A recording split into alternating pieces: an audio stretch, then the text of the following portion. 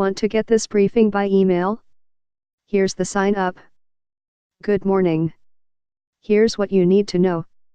Vice President Mike Pence is postponing a long-planned trip to the Middle East to see the Republican tax overhaul through to the finish line, an aide said. He also wants to be in place in case a tie-breaking vote is needed in the Senate. The House is expected to take up the $1.5 trillion measure today.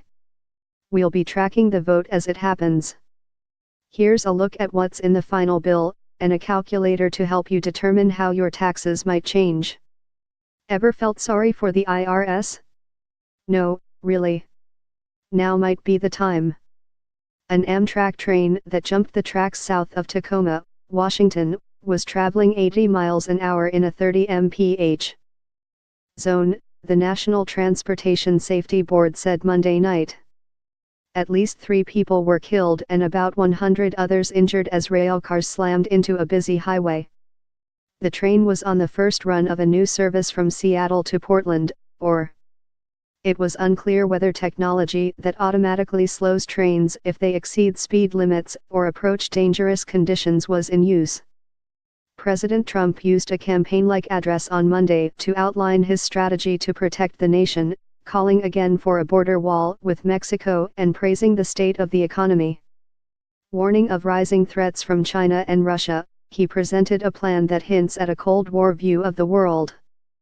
Our correspondents note that the strategy is animated by a single idea, that the world has been on a 3-decade holiday from superpower rivalry, and it suggests that that holiday is now over.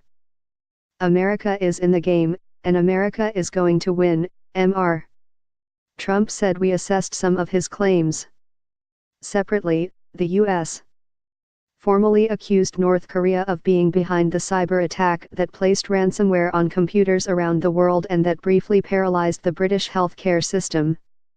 A Republican research group has requested the emails of Environmental Protection Agency employees who criticized the organization or who mentioned its administrator, Scott Pruitt, or President Trump. Now, the agency has hired a company to provide media monitoring of stories about EPA operations. The moves have created a wave of fear at the agency. This is a witch hunt against EPA employees, who are only trying to protect human health and the environment, one worker in Philadelphia said. Electric vehicles still have a tiny share of the market, but the auto industry is betting billions that they will soon be as cheap as conventional cars. Those who rely on tips are among the casualties of an increasingly cashless society. The president of ESPN, John Skipper, announced his resignation on Monday, citing a substance addiction of many years. U.S. stocks were up on Monday. Here's a snapshot of global markets. Tips, both new and old, for a more fulfilling life. Don't waste your time with bad resolutions. Do them right. Save a bundle on your prescription drugs. Recipe of the day: how about smashed cucumbers with sesame oil and garlic, alongside takeout-style sesame noodles? Dancing down the years.